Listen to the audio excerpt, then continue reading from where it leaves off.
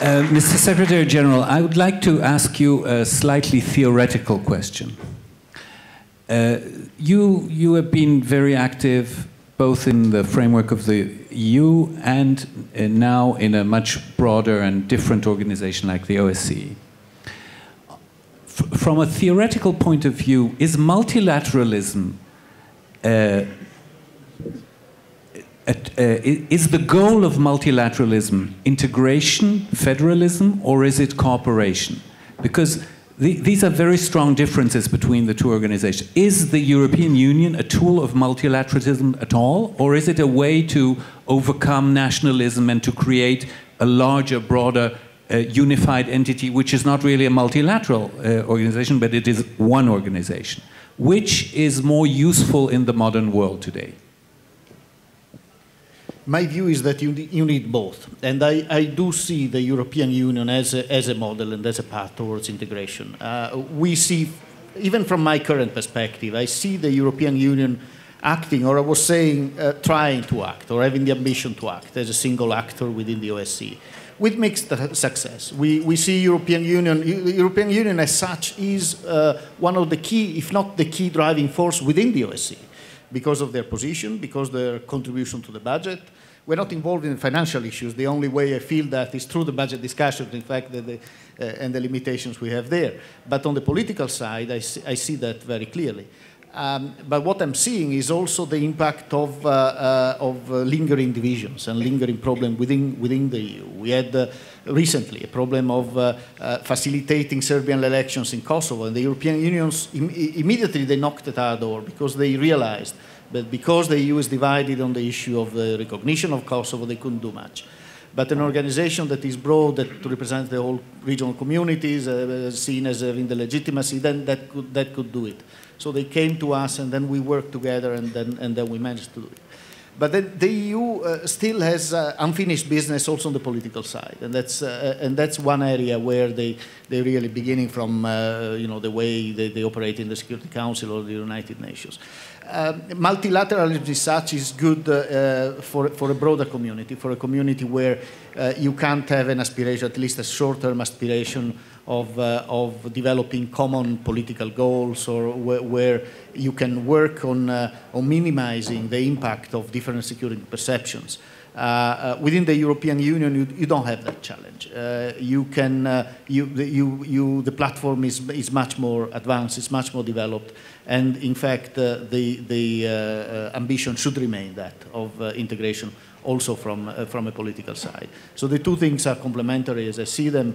They don't exclude each other, and the challenge for the Europeans is that of doing this, completing this last mile that they need to do also on the political level. Sure. Although I had a wonderful question for you, but it's your loss. Go ahead.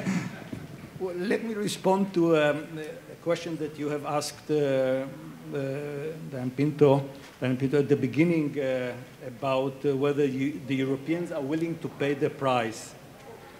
I'm afraid it depends whom you ask. And I don't think that you will get one answer from all 27 members of the European Union.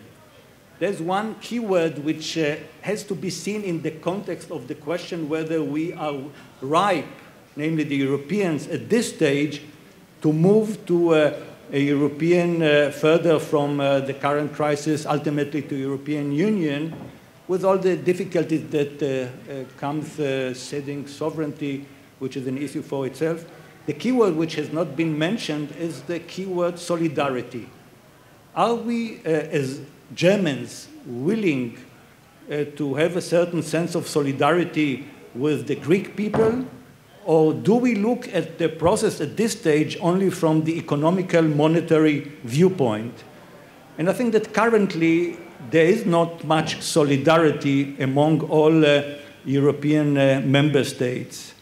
I think that the Europeans as such, if they were to conduct a survey with the question, is a unified Europe our fate? What would be the outcome of such a question that would be posed? And I'm coming back to my observation. If you take the 2004 enlargement of the European Union, I don't think that the question at that time was what economic consequences would that enlargement entail for us as the European Union. Had they thought about it, I think that some would have second thought whether they would go ahead in integrating those countries. So it was first and foremost a political decision that we would like to move a step further on the way of making Europe one and a whole, integrating all of them. As we are now looking at the efforts to salvage Greece, and Portugal, and Ireland, nobody speaks about Cyprus, let alone Romania and Bulgaria. I think that the European Union, due to its structural asymmetry, will remain a huge problem. And in the absence of solidarity, I think that it will be quite difficult to bring anytime soon in my generation, let alone in future generation, to bring Greece to a state similar or close to Germany, or let alone to another country. So I think that at the end of the day, in speaking about different models for how to move, one should also introduce something which has already been introduced during the 70s. But you have to do it in 30 seconds. During the 70s, and that is to think creatively about different models of a kind of a core Europe. Willy Brandt had at that time introduced the notion of two-speed. So it could be 2, 3, or 4-speed Europe, where countries will be able to proceed according to their political willingness, and then to bring that to an extent that they feel that they could get closer. I mean, that notion will make sense instead of seeing the European Union disintegrating. Thank you. We will take 3 or 4 questions from the floor. We'll bunch them up. Whoever will want to answer in the panel will do so. Yes.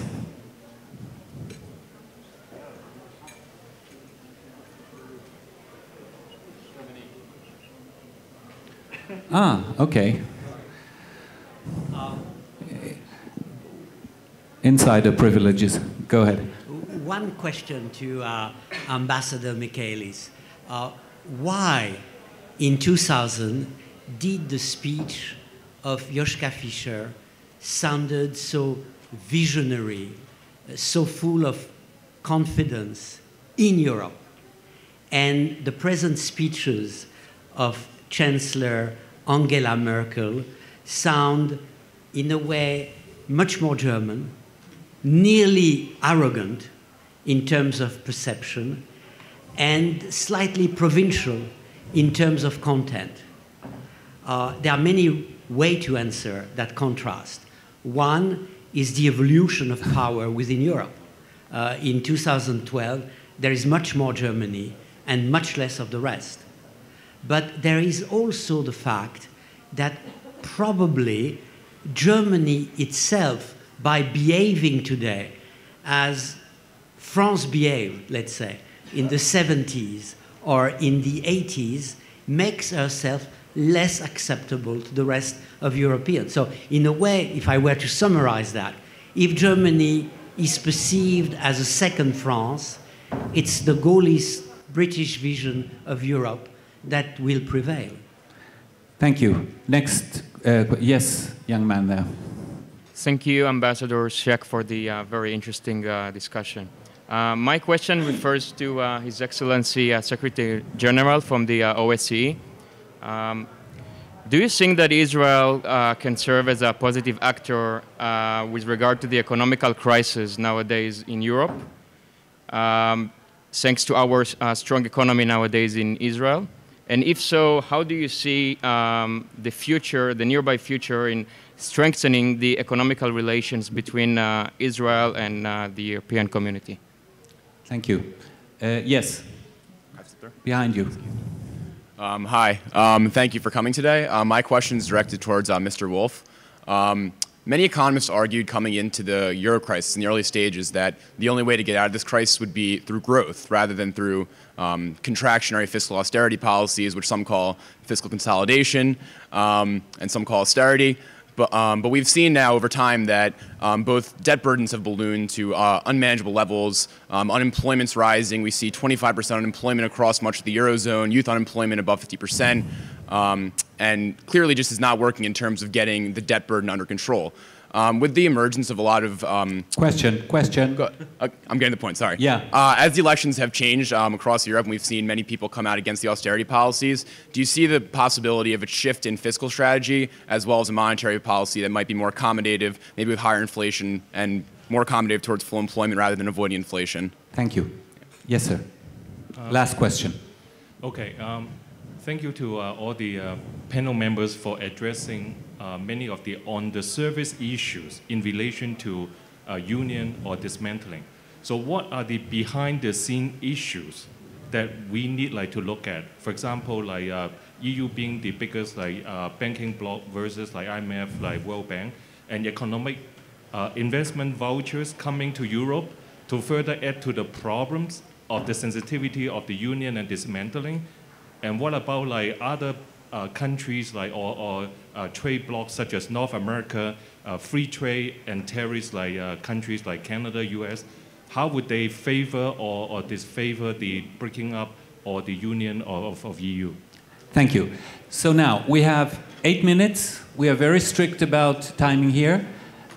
You may renounce your right to answer any of the questions, but if you choose to answer it, please do it in less than 2 minutes. We will start with Ambassador Michaelis.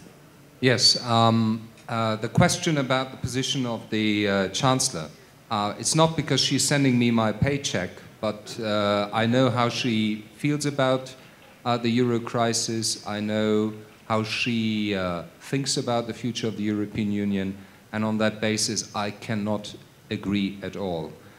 It is just a question of how you position yourself in the European debate, and I think you would be rather naive if you thought that an immediate signal from Germany that was sent to other members in the European Union to the effect that we are more than ready to actually pay the bill tomorrow, whatever the amounts will be you find on the bill, would be the wrong signal.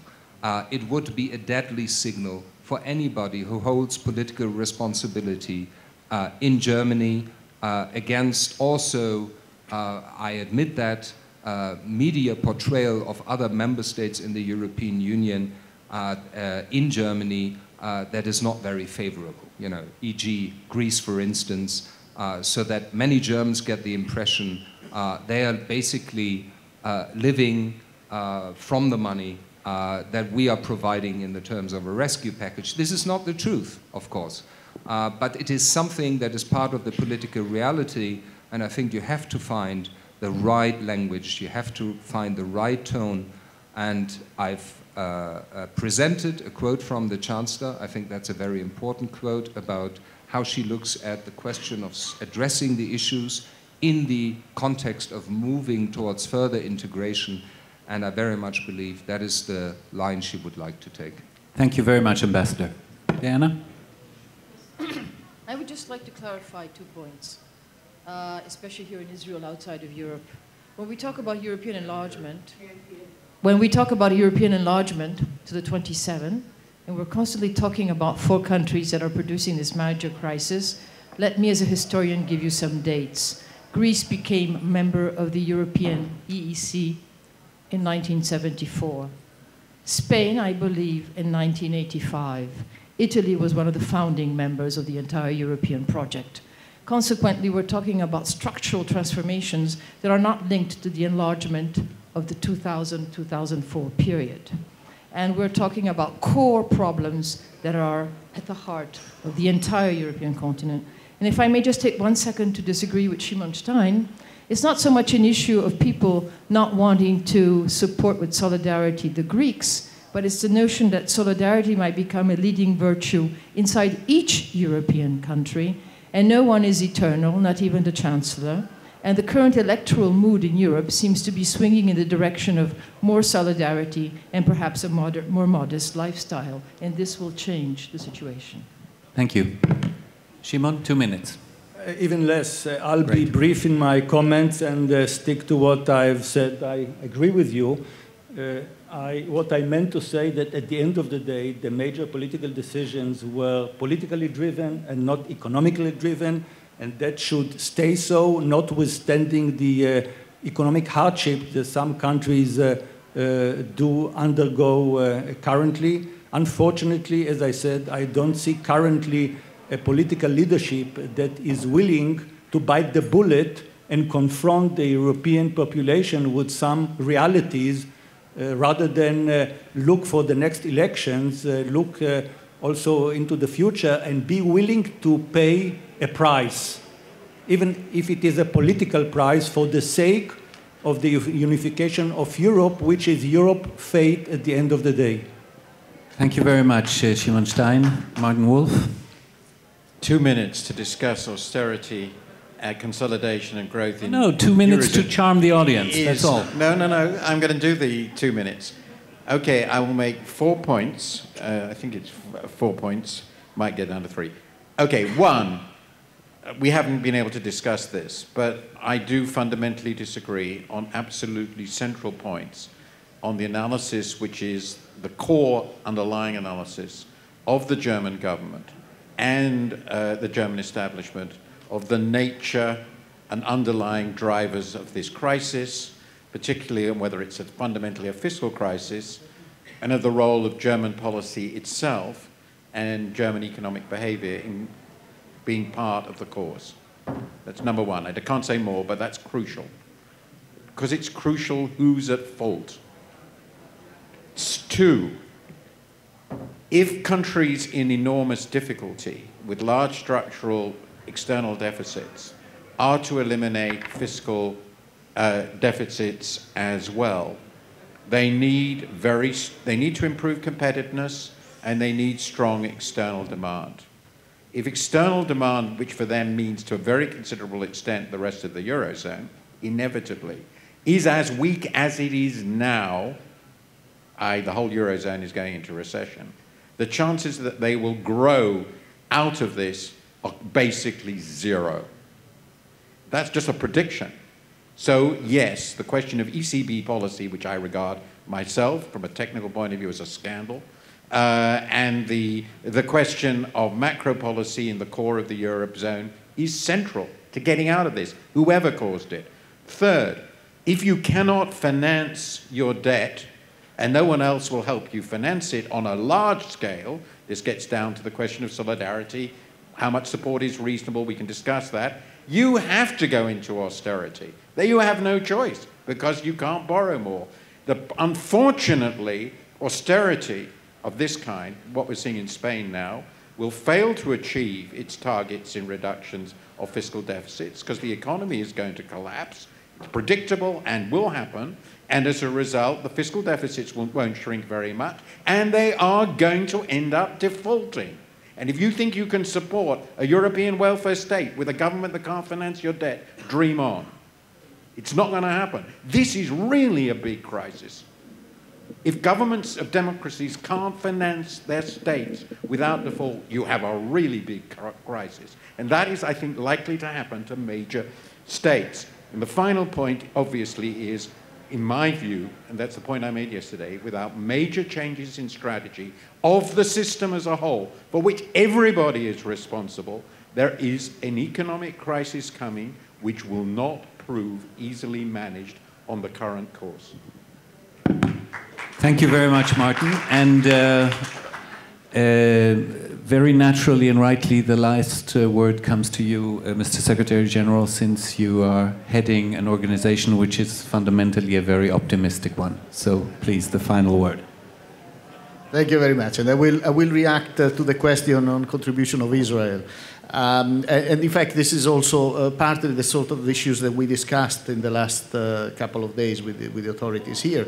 There is an area where multilateralism can offer a very obvious added value, and that is linking up with broader communities in addressing broad challenges, in addressing global challenges that are transnational in nature, where a single country or even a single group of countries can't make a difference. And you need to build alliances, partnerships, and look where you have added value. So there you focus mainly on security-related issues, even in the economic area. So we have a list of issues on the agenda of our own organization.